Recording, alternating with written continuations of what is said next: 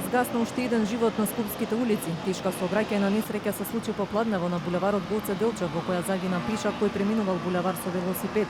Според информациите од Министерството за внатрешни работи, по несреќата возачот кој удрил во пешакот го оставил возилото и избегал од местото на настанот. Денеска околу 12 часот и 30 минути во секторот за внатрешни работи Скопје е пријавено дека на булевар Гоце Делчев во Скопје се случила сообраќајна несреќа во која учествувале патничко возило Пасат со скопски регистарски ознаки управувано од машко лице и велосипедист кој починал на местото на настанот. По несреќата возачот со возилото Пасат го оставил возилото и заминал од местото на настанот.